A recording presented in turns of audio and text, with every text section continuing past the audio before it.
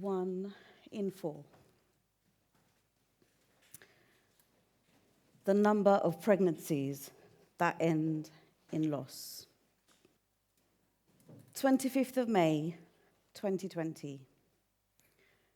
A date etched in my heart that makes me smile and hurt at the same time.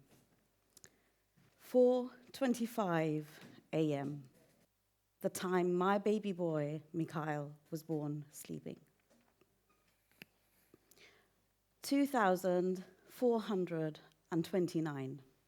The number of stillbirths in the UK in 2020. 936. The number of babies buried with my little boy in neat little rows in the Garden of Peace Cemetery. And yes, I counted every single one of them. Hello, everyone. I'm Liza Chowdhury, and today I will be taking you on a journey that society and culture don't want us talking about. But before I do that, I want to ask those who were given a gold star when you walked in, if you can stand up.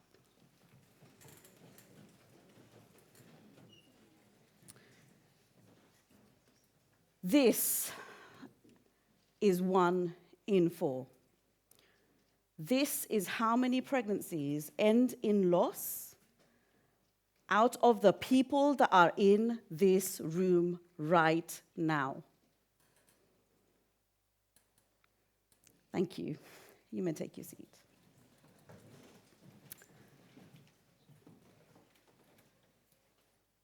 I'm not here as a speaker today or an expert. I'm here as a British Bangladeshi, third-generation Muslim woman. And like most of you here today, I've had to learn and relearn how to balance the mix of Western and Eastern values and ideologies.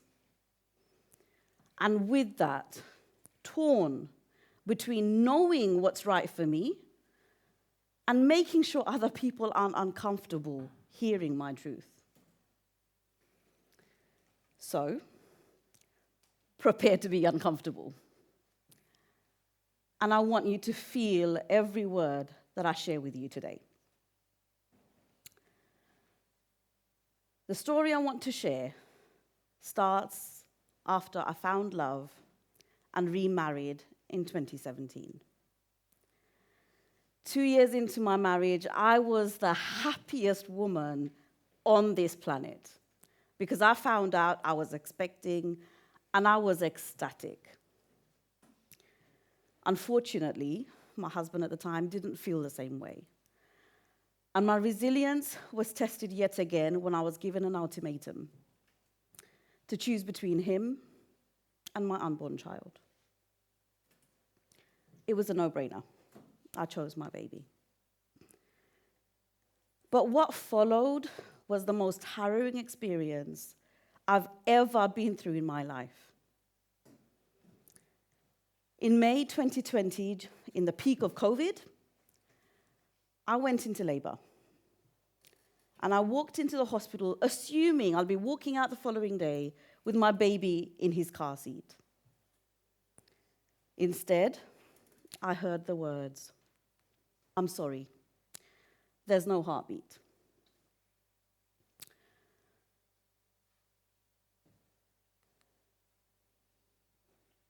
This is Mikaeel. Mikaeel was born sleeping. He was stillborn, but he was still born.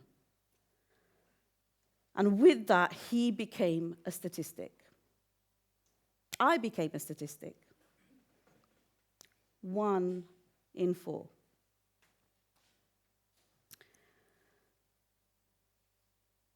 Miscarriage, stillbirth, neonatal and infant death. These words, so clinical and detached, carry the weight of unimaginable pain. But they also represent the heartbreak, the unfulfilled promises, the shattered dreams, and the silencing of a tiny heartbeat that once echoed in a mother's womb. Something we forget as humans, that grief is not linear. The journey of grief has its ups and downs. This is how people think grief works. That over time, it gets smaller and smaller and smaller until one day, hey, you're fixed.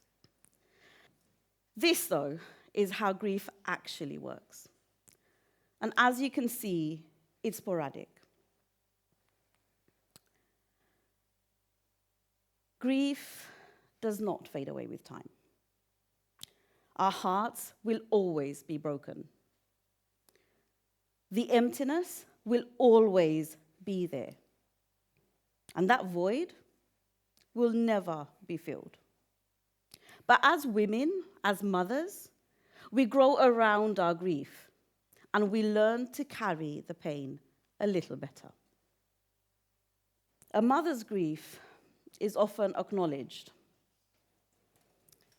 but a father's grief is usually misunderstood. Society portrays fathers as stoic figures, expected to remain strong and calm and composed in the face of tragedy.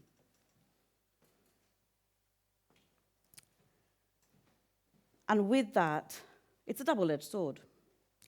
It prevents them from seeking the help they need and acknowledge their pain.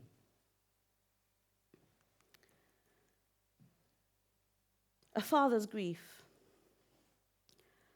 is just as profound and multifaceted as a mother's. They too experience the heartbreak and everything that comes along after losing a child. They too grapple with the shattered dreams, the unfulfilled promises, and the silencing of a heartbeat that is no more. According to Dan Hill, a director for a UK-based charity that supports bereaved fathers, less than 5% of grieving dads seek help. And the ones that do so after their relationship starts failing. The consequence? Over 90% of bereaved couples' relationships fail. I have to point out to you that there is no right or wrong way to grieve. What might work for you might not work for me. What makes sense to me might sound completely absurd to you, and you'll see what I mean. But also, it's vital that we understand that grief doesn't have an expiry date. You can't put a metaphorical timer on and expect someone to bounce back to who or how they were just because X amount of time has passed. But also as a society, we need to acknowledge that when we don't know what to say to someone, the best thing to do is to stay silent. And when you're supporting a grieving parent, regardless of whether it's a mother or a father, never, I beg you, never start a sentence with, at least. At least you have other children. At least you can have another one. At least he or she is in a better place. At least you didn't get to make memories, because if you did, it would be harder right now. At least. So what can you say to someone who's grieving? The advice I give to people who reach out to me for help is this. Acknowledge their loss. Say their baby's name, and that means so much to us. Explain that you understand that people grieve differently. Try and convince them to give you something, whatever task it is, however big or small the task it is, ask them to delegate something to you. But most importantly, ask them how you can make their day a tiny bit easier. Because as a grieving mum, the last thing you want to do is to be making tea for people who have decided to come in and check in on you. We're in no mood to host. What a grieving mum may want is help. Help to return items that she's bought for her baby that are no longer needed. An act that kills a grieving mum 1,000,000 times over. What she may want is for you to pop in for 20 minutes if she's got younger children, so that she can jump in the shower, one of the very few places that she seeks refuge, where the sound of the water drowns her wailing cries. I've done it.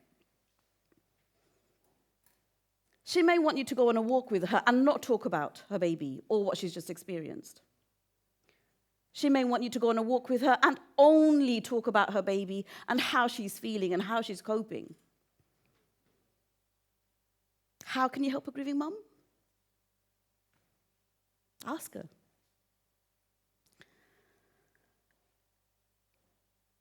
Bereaved parents ask me how I coped with the loss of a child. And I reply back as honestly and as bluntly as I can.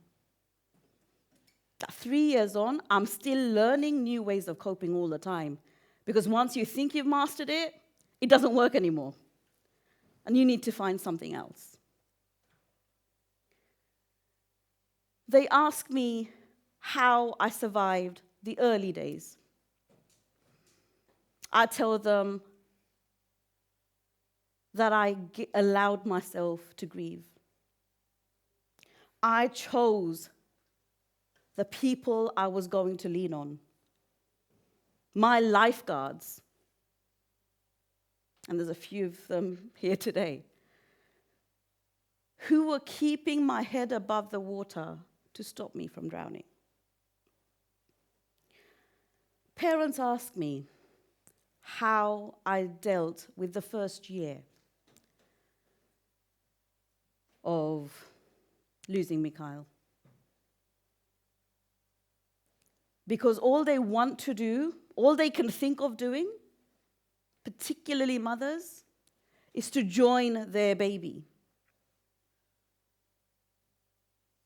And I tell them that even in their absence, our children continue to guide us and mold us into the mothers that we are meant to be.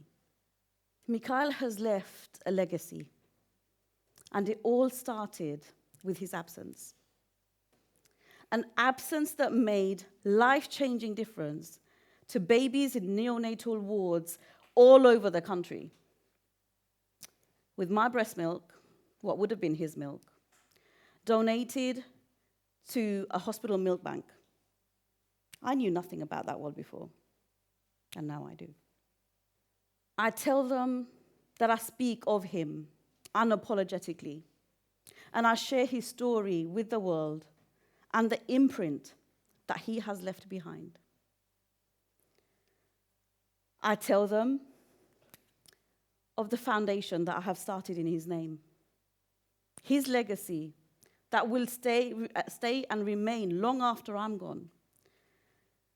where he's got male and female fundraisers who are competing year after year, raising funds to help vulnerable men, women, and children all over the world, including orphans who now not only know of him, but love him and say his name.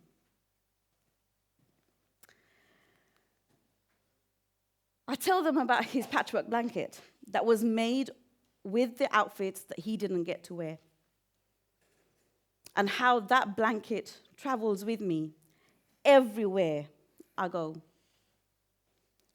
From Qatar, Bangladesh, Italy, Egypt, Palestine, Saudi Arabia, Kenya, Budapest, his story continues to live on.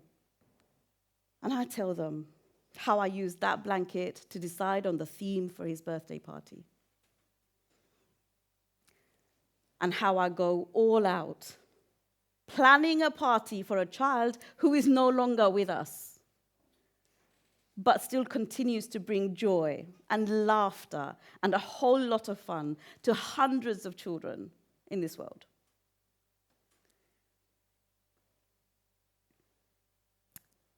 Parents ask me if it gets easier as each year passes. And I give them the short answer, which is no.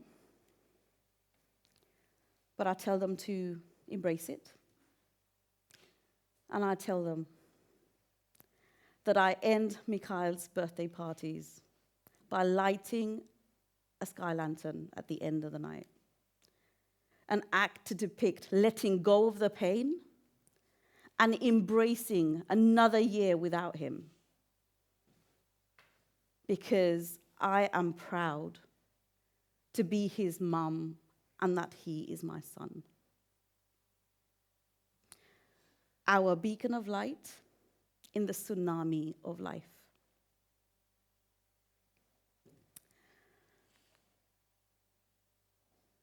I'd like to finish with this quote by Carmen Rodriguez. And in the silence, I suddenly understood the many ways a person can die but still be alive. Thank you.